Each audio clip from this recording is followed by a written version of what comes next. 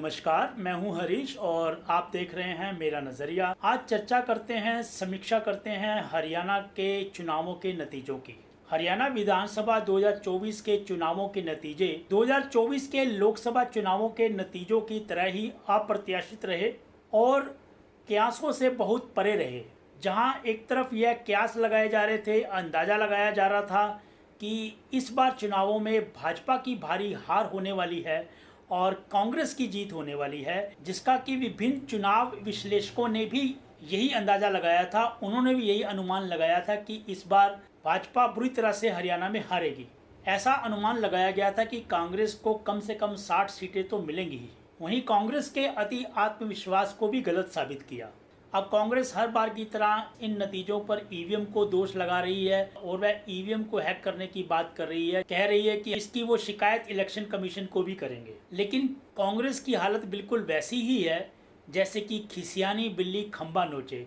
वो हार तो गए हैं और हारने के बाद जो है खंबे को नोच रहे हैं और राहुल गांधी सहित उनके सभी नेता ईवीएम को दोष ठहरा रहे हैं। जबकि मेरा नज़रिया कहता है कि ऐसा बिल्कुल नहीं है। कांग्रेस के चुनाव हारने के कई कारण हैं। सबसे बड़ा कारण जो मेरे नज़रिए के अनुसार है वो यह है कि कांग्रेस का एकजुट होकर के इस चुनाव को ना लड़ना। शुरू से ही कांग्रेस जो है 2 या 3 गुटों में बटी हुई नजर आ रही थी।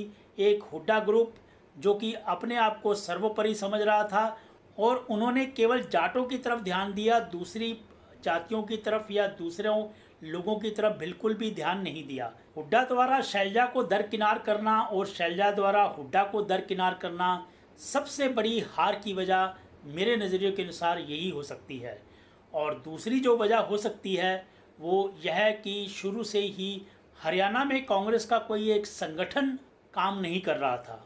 केवल नेता अपने आप में लगे हुए थे और वो कोशिश कर रहे थे अपने अपने तरीके से, जिससे पूरा चुनाव हालांकि भाजपा के पक्ष में नहीं था लेकिन वो कांग्रेस अपने पक्ष में नहीं कर पाई। और तीसरा जो कारण मैं समझता हूँ यह है कि इनके नेताओं ने कुछ ऐसे ऐसे बयान दिए, जैसे शैलजा के विरुद्ध बयान दिया और फिर नौकरी को लेकर के कोई दावे कर रहा था कि बस आप अपना रोल नंबर दे देना, आपकी नौकरी लगी लगाई समझे, मेरे इलाके से सबसे ज़्यादा नौकरियां दी जाएंगी। तो कुछ इस तरह के बयान आने लगे और यह सबको मालूम ही था कि भाजपा बिना पर्ची बिना खर्ची को लेकर के अपने पूरे चुनाव को प्रचारित कर रही थी।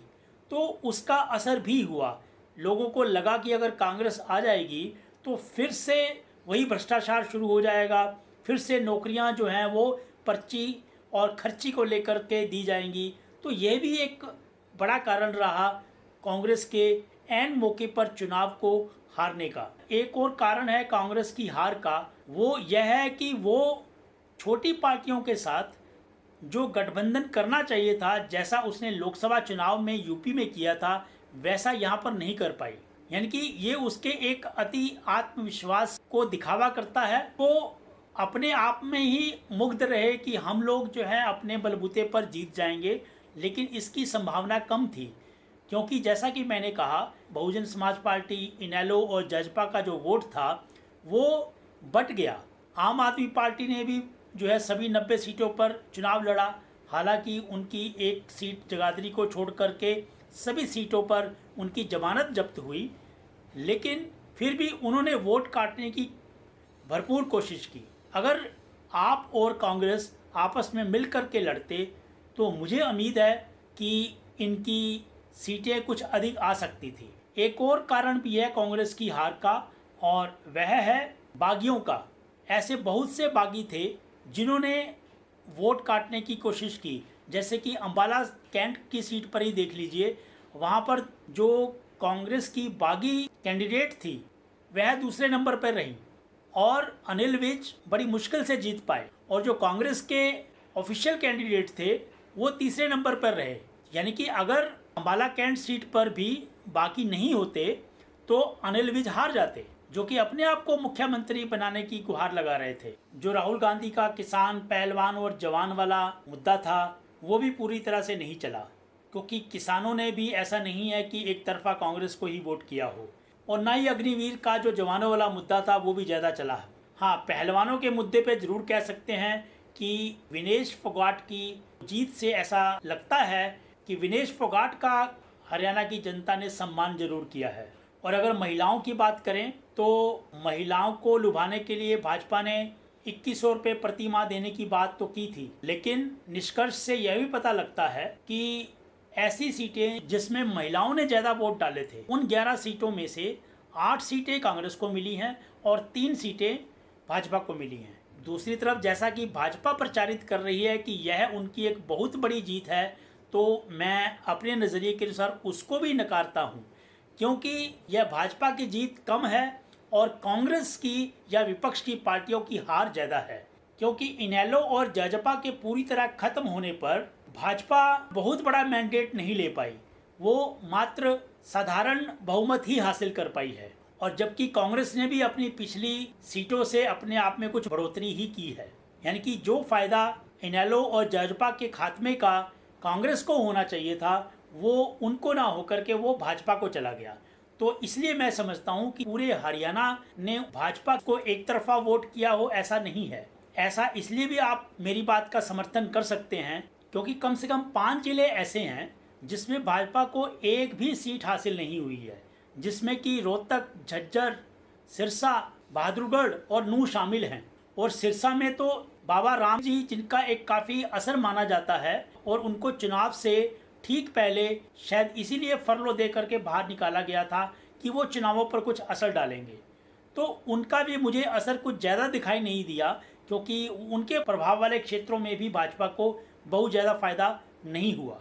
यानी कि कुल मिलाकर के ऐसा कि पूरा का पूरा चुनाव के अंतिम क्षणों में राहुल गांधी की जलेबी छाई रही, वैसे ही नतीजों में जलेबी ही बनती दिखाई दे रही है। ना तो भाजपा की पूरी तरह से जीत हुई है और ना ही कांग्रेस की पूरी तरह से हार हुई है, लेकिन आखिरकार सिकंदर वही कहलाता है जो जीतता है। तो इस वक्त सिकंदर भाजपा है, सिकंदर भाजपा का संगठन है, और दूसरी तरफ कांग्रेस के लिए आत्मचिंतन होना चाहिए। उनको हार के कारणों पर गहराई से विश्लेषण करना चाहिए, गहराई से आत्मचिंतन करना चाहिए। और बाकी जो आने वाले चुनाव हैं, चाहे वो महाराष्ट्र का हो, झारखंड का हो, या फिर दिल्ली का हो, या उसके बाद भी आने वाले चुनाव होंगे, उसमें अपने आप को एक बड़ी पार्टी साबित करने के लिए उनको ज़मीनी स्तर पर, संगठन के स्तर पर बहुत काम करने की ज़रूरत है। अब राहुल गांधी सहित कांग्रेस का केंद्रीय नेतृत्व ऐसा तो कह रहा है कि वो पूरे चुनाव की नतीजों की समीक्षा करेंगे, लेकिन उस समीक्षा के दौरान वो इस बात पर पहुंचेंगे, असली वजहों पर पहुंचेंगे, मुझे ऐसा नहीं लगता। क्योंकि पहले भी ऐसा हुआ है कि वो ठीकरा जो है हार का वो ईवीएम पर फोड़ देते हैं, जबकि जो एक्चुअल रीजंस हैं, एक्चुअल कारण हैं चुनाव को हारने के, वहाँ तक नहीं पहुँच पाते। ईवीएम के ऊपर हार का ठीकरा ठोकना यह क्रम जारी रहेगा। तो कांग्रेस ने लोकसभा चुनावों में जो कुछ गति उनको मिली थी वह रुक जाएगी। तो हरियाणा के चुनाव के नतीजे कांग्रेस के लिए एक बहुत बड़ी सीख है, और उस सीख से सीखते हुए अगर वो अभी भी अपने संगठन को संगठित करने में आगे आते हैं, तभी उनका आगे जा कर के कुछ भला हो सकता है। और इसके लिए पहल राहुल गांधी को ही करनी होगी। तो हरियाणा चुनाव को लेकर के मेरा ये विश्लेषण आपको कैसा लगा, आप कमेंट बॉक्स में ज़रूर लिखें, और इस वीडियो को लाइक करें, शेयर करें। धन्यवाद। जय हिंद।